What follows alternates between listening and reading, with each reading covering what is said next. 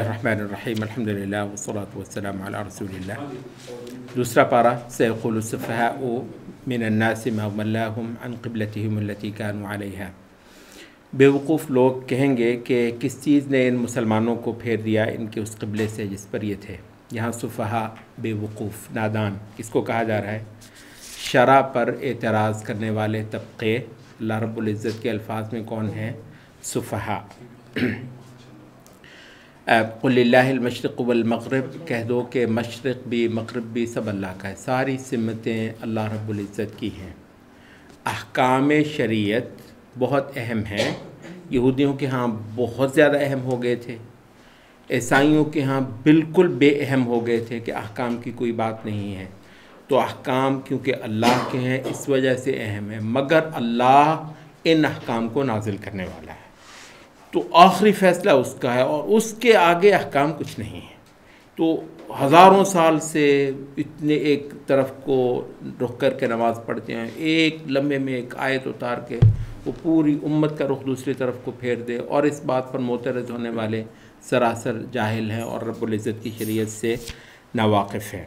ابن قیم کہتے ہیں کہ یہ مضمون سمجھانے کے لیے بہت وقت لگا، حتیٰ کہ مسلمانوں کو ان کا قبلہ تبدیل کرنے کے لیے کہتے ہیں پچھلے کئی سارے رکوع سے باقاعدہ اس کی ایک اٹھان اٹھائی جا رہی ہے کہ عنقریب مسلمانوں کا قبلہ تبدیل ہونے والا ہے۔ بلا شبہ یہ ایک بہت بڑا واقعہ تھا، لیکن یہ ہے کہ اللہ کے حکم کی اطاعت کرنا عبادت کا اصل مضمون جو ہے وہ تحویل قبلہ کے وقت ایک بہت اہم جو ہے وہ بنا کر مسلمانوں کو سکھایا گیا، اور احکام کی اصل حیثیت بھی یہیں سے متعین کر دی گئی۔ قبلہ واپس وہی ابراہیم والا، دراصل یہ ایک بیان تھا اس بات کا کہ یہ بیچ کے اسٹیشن جو ہیں پورا بنی اسرائیل کا جو پیریڈ ہے اور نصارہ کا جو کہ اپنے اپنے وقت پہ، تو یہ دراصل واپس ابراہیم والی پوزیشن پہ محمد صلی اللہ علیہ وسلم کی بعثت کے ساتھ آنا، تو اس قبلہ کا احیاء۔ یہ ہمارے اہل علم کہتے ہیں کہ دنیا کا واحد عبادت خانہ جو پچھلے کئی ہزار سال سے ایک دن کے تعطل کے بغیر اللہ کی عبادت کا مرکز رہا ہے، صرف اور صرف خانہ کعبہ ہے۔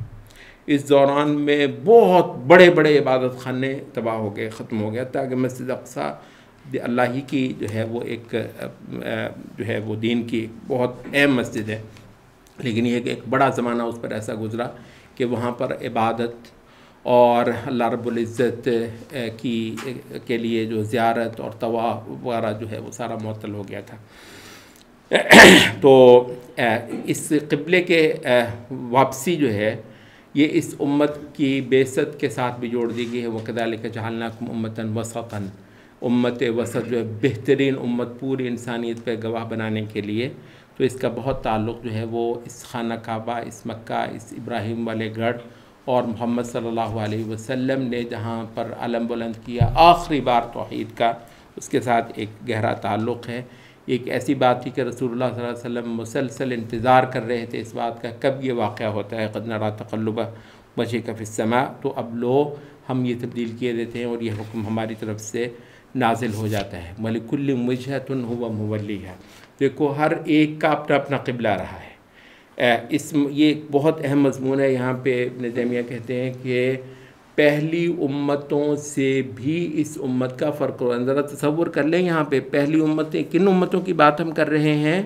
وہ امتیں جو خدا کی عبادت کے لیے ویلیڈیٹ ہوئی تھیں، ان سے بھی اس امت کا ایک امتیاز کروایا گیا۔ اس قبلہ تبدیل کروانے کے ساتھ بتایا گیا کہ یہ چیز اور ہے، یہ جماعت اور ہے، اور یہ جو ہے بالکل ایک مختلف جو ہے اللہ رب العزت کی عبادت کے لیے کھڑی کی ہوئی ایک جماعت۔ تو کہتے ہیں کہ اب یہاں سے تصور کر لو کہ اگر ان امتوں سے فرق کروایا ہے دین اسلام نے تمہارا، تو پھر ان بدبخت قوموں سے تمہارا فرق واضح ہونا کس قدر اہم ہونا چاہیے شریعت کی نظر میں، کہ جن کی تقلید پہ تم مرے جاتے ہو، اور جن کی ریس کرنے پہ، اور جن کے ایک ایک فیشن پہ، اور ان کے ایک ایک جو ہے نا وہ ادا پہ تم فدا اور قربان ہوئے جاتے ہو۔ یہ جو فالوئنگ ہے، یہ جو پیچھے جانا ہے جاہلوں کے، سفہاء کے، تو یہ تو کہتے ہیں کہ بہت ہی بڑی اچھا تو مختلف امتوں کے لیے الگ الگ قبلہ رکھا ہے. اور یہاں پر جو ایک بات کی گئی وہ یہ ہے کہ فاستبقوا الخیرات، یہ ہر ایک امت کو ہم نے موقع دیا تھا خود ایک ان کے لیے طریقہ عبادت کا ایک مرکز، ایک قبلہ، ایک رخ تعین کر کے، تو تم ہر ایک کے لیے الگ الگ دیا ہے. اصل مقصد یہ ہے کہ تم زور لگا کر دکھاؤ، اس سے بہتر بن کر دکھاؤ. تو قوموں کی تاریخ میں، امتوں کی تاریخ میں محمد صلی اللہ علیہ وسلم کا سر اونچا کرنا، مقام محمود پہ پہنچنا، سب سے زیادہ اعلیٰ عبادت یہ امت کر کے جائے اس جہان کے اندر. تو قبلہ ان سے الگ کرنے کے اندر یہ مضمون بھی ڈال دیا گیا ہے.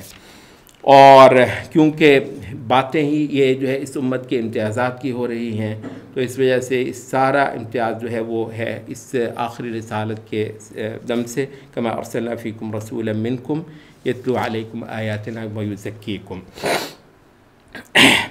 یہ جو اب ایک سلسلہ چل نکلا ہے اور پورے جہان کا اس نے بالکل ایک ڈیزائن نقشہ تبدیل کرنا ہے انشاءاللہ رسالت محمدی نے، یہ جو بیان ہو رہا ہے یہاں پہ. تو وہ یہ ہے کہ اس کے لیے تمہارا توشہ کیا ہے؟ وہ ہے نماز اور صبر. واستعینوا بالصبر والصلاۃ. یہ بہت اہم ہے تربیت کے لیے، یہ بہت اہم ہے عبادت گزار بنانے کے لیے. بندے کو ہر شے بھول کے ایک لمبے عرصے تک نماز پہ محنت کرو، اور اللہ رب العزت کے جو جو احکام ہیں ان پر صبر کرنا اور ان پر استقامت اختیار کرنا سیکھو. اور پھر اس نماز اور صبر کے ساتھ جو چیز جوڑی جا رہی ہے وہ ہے جہاد، کہ اس کے اندر شہادتیں ہونی ہیں. وَلَا تَقُولُوا لِمَن يُقْتَلُ فِي سَبِيلِ اللَّهِ أَمْوَاتٌ. یہ دین جو ہے یہ شہادتوں کے بغیر قائم نہیں ہوا ہے. یہ تو ہم ہیں کہ جو اسلام کو کچھ بھی نہیں دے رہے، اس کے باوجود سمجھ رہے ہیں کہ شاید اس دین پر احسان کریں. یعنی ہم جیسے لوگ اگر اس جہان میں ہوتے تو بخدا یہ دین کھڑا نہ ہوتا، بخدا یہ دین قائم نہ ہوتا. یہ مکے میں رہتا، مکے سے ایک قدم آگے نہ بڑھتا. اس نے بر اعظموں کو اپنے نقشے کے مطابق بدل کر رکھ دیا ہے. اس میں کچھ اللہ والوں کی تلواریں ہیں، ان کے رتھ جگے، ان کے دیس نکالے، ان کا وطن چھوڑ دینا، اماں نے نہیں دیکھا، ابا نے نہیں دیکھا، بیویاں، بھائی، محبتیں سب قربان ہوئی ہیں اللہ کی محبت پہ. ایک بہت بڑا جہاد ہوا ہے صدیوں کے اندر، جس کے نتیجے میں دین اسلام جو ہے اس جہان کا ایک بڑا واقعہ بنا ہوا ہے. تو یہ دین شجاعت سکھانا، بہادری سکھانا، فدائیت سکھانا، قربانی سکھانا. تو اور اصل جو عیش کرنی ہے اور ٹھاٹھ کرنی ہے اس کے لیے یہ دنیا نہیں ہے، اس کے لیے آخرت ہے. اچھا، یہاں جو مضمون چلا ہے ان الصفا والمروۃ من شعائر اللہ، کیونکہ دین اسلام نے آ کر وہ تمام کے تمام ایک بار تو ختم کیا، ان کو جو ہے نا نئے سرے سے ہر چیز کا تعین کیا. تو خانہ کعبہ بحال ہوا ہے، خانہ کعبہ کا قبلہ ہونا بحال ہوا ہے اور شریعت نے آ کر کروایا ہے. محمد صلی اللہ علیہ وسلم آپ کے ساتھی ایک عرصے تک بیت المقدسی کی طرف کو نماز پڑھتے رہے ہیں. تو اس وجہ سے کیونکہ خانہ کعبہ کی ایک حیثیت جو ہے بحال ہوئی ہے، تو ساتھ میں پھر صفا اور مروہ کے بارے میں بھی سوال اٹھ گیا. تو اس وجہ سے یہاں پر ہے کہ فلا جناح علیہ، یہ تو حج اور عمرہ کرنے والوں پر گناہ نہیں، حرج نہیں ہے کہ وہ ان کے کا بھی جو ہے وہ سعی کریں. تو وہ سوال یہاں پر اشکال اسی وجہ سے اٹھتا ہے کہ گناہ کیوں گیا، کہ کوئی گناہ نہیں ہے. اس وجہ سے کہ صحابہ کے ذہنوں میں سوال اٹھ گیا تھا کہ اچھا اس کی کیا پوزیشن ہے. تو کہا کہ یہ وہ ابراہیمی شاعری چلے آ رہے ہیں، یہ جاہلیت کا ڈالا ہوا جو تحریفات وغیرہ ہے وہ نہیں ہے. کائنات کی طرف واپس آ جاؤ اور اللہ تعالیٰ کی نشانیاں پڑھو. صبح و شام بنیادی سبق یہ ہے کہ زمین آسمان کی تخلیق میں، رات اور دن کے پھرنے میں، بارشوں کے اترنے میں، ہواؤں کے چلنے میں، اور ایک ایک جانور جو ہے یہاں کس طریقے سے زندگی پاتا ہے خدا کے رزق سے اور خدا کے انتظام سے، اور بادل جو زمین اور آسمان کے مابین مسخر کر دیے گئے، یہ ساری چیزیں خدا کی نشانیاں ہیں، ان کو پڑھو. اور یہ اللہ رب العزت کے لیے محبت پیدا ہونا، اللہ کی بڑائی اور اس کی عظمت پہ آدمی جو ہے وہ قربان ہوتا ہے، اور یہ اہل ایمان ہے ہی یہ۔ تو لوگ جو ہیں جھوٹے خداؤں پہ مرتے ہیں، تو جو سچے خدا پہ مرنے والوں کا جو جذبہ ہے وہ اس سے کہیں بڑھ کر ہے، والذین آمنوا اشد حبا للہ۔ اور یہ جو محبت ہے، واحد محبت ایک اللہ کی ہے جس نے قیامت کے دن آدمی کا ساتھ نہیں چھوڑنا۔ بہت خوش بخت ہوگا کہ جس نے سچے خدا سے محبت کر لی ہوگی، اور سچے خدا پہ اپنی بہت ساری محبتوں کو کاٹ کاٹ کے قربان کر دیا ہوگا۔ ایسا مزہ کرے گا وہ جس دن قیامت ہوگی۔ تو جنہوں نے غیر اللہ سے محبتیں کی ہوں گی، اتنا بڑا ان پر انکشاف ہوگا کہ وہ کوئی سہارا ان کا نہیں بن سکا تھا، بلکہ وہ ان سے براتیں کر کر کے اور ان سے پناہ مانگ مانگ کر اللہ رب العزت کو یقین دلائیں گے کہ ہمارا ان سے کوئی تعلق نہیں ہے۔ حلال کھانا، یہ حلال کھانے کا مضمون قرآن مجید میں یہاں اور بہت سارے مقامات پر خاص پیرائی میں آیا ہے۔ حلال، یہ جاہلیت، جو پرانی جاہلیت تھی، بہت کچھ جو ہے وہ اپنے پاس سے حرام کرتی تھی۔ اچھا، اپنے پاس سے حرام کرنا، ان قیود کو ہٹا کر صرف خدا کی تحریم ہوئی کو تحریم ماننا عبادت کا ایک بڑا مضمون تھا، اطاعت کا، اور خدا کو خدا ماننے کا ایک بڑا مضمون تھا۔ تو اس وجہ سے غیر اللہ کی عائد کی ہوئی پابندیوں کو بالکل خاتمے میں ڈالا، اور جاہلیت نے جگہ جگہ جو ہے نا وہ کی ہوئی ہیں۔ حتیٰ کہ جس چیز کا نام آج لبرل ہے، جو سرے سے دین نہیں مانتا، یہ بہت ساری چیزوں کو برا بنا کر پیش کرتا ہے، بہت ساری چیزوں کو برا بنا کر پیش کرتا ہے۔ یہ کوئی دین نہیں ہے جس کے حلال حرام نہ ہوتا، کہ لبرلزم بھی جو سرے سے شریعتوں کو نہ ماننے کا دعوے دار ہے۔ تو اس وجہ سے یہ ہے کہ اللہ کی تحریم اور اللہ کی تحلیل، کچھ موٹی موٹی چیزیں ہیں، فرمایا کہ تم پر حرام کی ہوئی ہیں، مردار ہے، خون ہے، اور خنزیر کا گوشت ہے، یا غیر اللہ کے چڑھاوے، اس کے علاوہ کوئی زیادہ چیزیں اللہ تعالیٰ نے تم پر حرام کی ہی نہیں ہیں۔ تو ان باطل تحریمات کو ختم کرنا جو ہے توحید کا ایک بڑا مضمون ہے، اور یہ جو حق کو چھپانا، یہ اس جرم کو دوبارہ جو ہے وہ شنیع بنا کر پیش کیا گیا ہے۔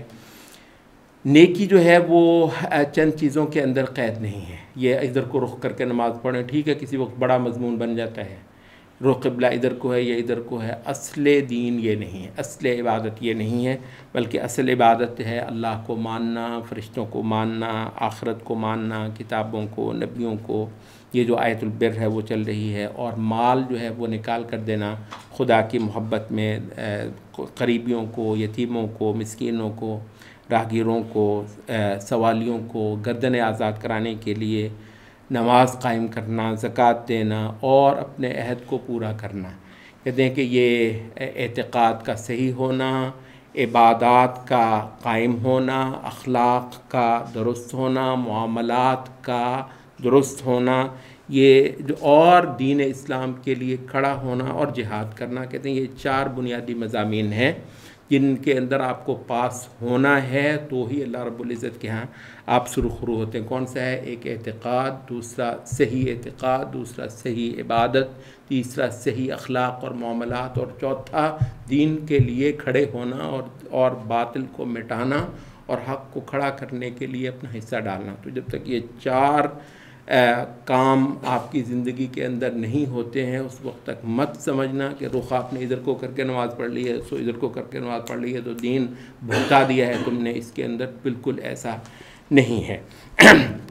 یہ جو 4 مضمون میں بات ہوتے ہیں، اولئک الذین صدقوا، یہی ہیں سچے اور یہی ہیں جو متقی ہیں۔ قصاص کا جو ہے وہ حکم دیا گیا ہے۔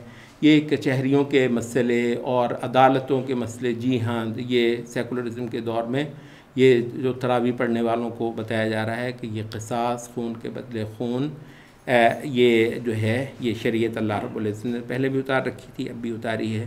وصیت جو ہے وہ کرنی چاہیے۔ یہ جب تک وراثت کے احکام نازل نہیں ہوئے تھے تو کہا تھا کہ ہر بندہ اپنے مال کے متعلق بتا کر جائے کہ اس کے مرنے کی صورت میں کس کس کو جائے گا۔ تو اموال کے معاملات بھی شرائع نے خود طے کیے ہیں، اور پھر اس کے بعد روزوں کے احکام ہیں، جیسے پہلے روز ایک خاص عبادت کی ایک صورت روزہ، صبح سے شام تک خدا کی محبت میں بھوک پیاس سہنا اور زیادہ سے زیادہ فوکس خدا پر رکھنا، توجہ مرکوز کر لینا خدا پر، اور دنیا کے ہنگاموں سے زیادہ لا تعلق ہونے کی کوشش کرنا۔ یہاں تک کہ پہلی امتوں میں بولنے کا بھی روزہ تھا، بولتے نہیں تھے پہلی امتوں کے اندر، یعنی زیادہ سے زیادہ خدا پر فوکس کرنا اور اللہ رب العزت کی طرف متوجہ رہنا۔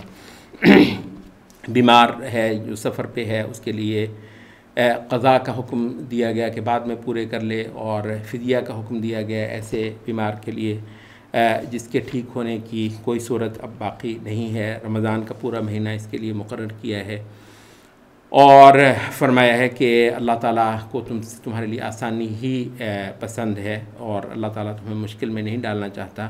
یہ گنتی پوری کرو، اور اس کے بعد پھر تکبیرات بلند کرنا جو کہ عید ہوگی، اور یہ تمہارا شکرانہ ہوگا اس ہدایت پر جو اللہ تعالیٰ نے تمہیں اتار کر بالکل ایک اور طرح کی امت بنا دیا، جو اس قرۂ ارض پر اس کی عبادت کے لیے بچا کر رکھی گئی ہے۔ خدا اور پھر دعا، رمضان کی یہ راتیں وَإِذَا سَأَلَكَ عِبَادِي یعنی رات کو دن کو، لیکن رات خاص وقت ہے مناجات کے لیے، سجدوں کے لیے۔ یہ ہم ذکر کرتے چلیں، یہ صحابہ جو ہے نا، من قام رمضان ایمانا واحتسابا، رات کا قیام کرنا رمضان میں، یہ آج کل مصروف زندگی کی وجہ سے ذرا مختصر سی تراویح پڑھا کے وہ ایک ٹچ ہے، وہ چیز یہ بالکل نہیں ہے جو صحابہ کے ہاں چلتے تھے۔ کہتے ہیں کہ وہ رسیاں لٹکا کر بعض اور وہ کرتے تھے، رات کا ایک لمبا حصہ وہ حالت قیام کے اندر گزارتے تھے۔ تو خدا کو پکارنا ہے راتوں کو اور دنوں کے اندر روزے رکھنے، ایک خاص محنت ہے رمضان کی۔ بیویوں کے ساتھ تعلق رات کے لیے جو ہے نا وہ جائز کر دیا گیا، بعد اس کے کہ صحابہ کو ایک اشکال پیدا ہو گیا تھا کہ شاید رات کے وقت بھی یہ عمل جو ہے یہ نادرست ہے۔ اور دوبارہ پھر یہ بتا دیں کہ یہ ملکوتی خصائل کو، ملکوتی صفات کو افزودگی دینے کے لیے یہ سارا رمضان ہے۔ تو بیوی سے دور رہنے کا بھی مطلب یہی ہے کہ یہ جو حیوانی مطالب ہیں انسان کے وجود کے، ان سے زیادہ دور ہو کر ملائکہ والے جو صفات ہیں کسی حد تک ان کے ساتھ آدمی اپنا الحاق کرے کچھ دین کے لمبے عرصے کے لیے، یہاں تک کہ راتوں کے وقت بھی صحابہ کچھ دیر تک اس سے دور ہی رہے، تاکہ پھر راتوں کے وقت اس کو جو ہے وہ جائز کر دیا گیا۔ حلال کھانے کی پھر ایک بار تاکید کی گئی ہے، اور چاندوں سے متعلق اللہ رب العزت نے بتایا کہ یہ لوگوں کے لیے تاریخیں اللہ نے رکھی ہیں، اور حج کے لیے، اور پھر قتال کا ایک حکم دیا ہے کہ تمہارے ساتھ جو لڑنے والے ہیں ان کے ساتھ تم کو لڑنے کا حکم یہاں پر دیا جاتا ہے۔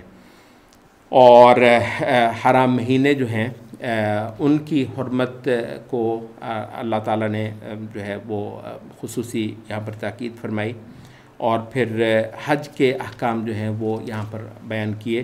ظاہر ہے یہ ایک لمبا بیان تھا جس میں ہم تفصیل میں نہیں جا سکتے ہیں۔ آج کے لیے جو ہے وہ ہم نے کوشش یہ کی تھی کہ 12-15 منٹ سے زیادہ ہماری یہ مجلس نہ ہو، تو اس کے وقت میں پابندی کرنے کے لیے ہم نے پھر اتنی رکھی ہے۔ تو انشاءاللہ العزیز کوشش ہم یہ کریں گے کہ رمضان کے بعد کسی وقت جو ہے پورے پارے کی آیت کر کے جو ہے نا وہ موٹا سا ایک ایسا ہے کہ ایک پارے کا تقریباً 1 گھنٹے کے اندر پورا جو ہے نا وہ اوور ویو بندے کو مل جائے۔ یہ ایک بہت مطلب ضرورت کی چیز ہے، جو بندہ پورا سپارہ پڑھے تو اس کے سارے ہی مضامین جو ہے وہ کر لے، لیکن ان مجالس میں ہم نے رکھا یہی ہے کہ ہم 15-20 منٹ سے زیادہ نہیں جائیں گے۔ سبحانک اللہم و بحمدک، اشہد ان لا الہ الا انت۔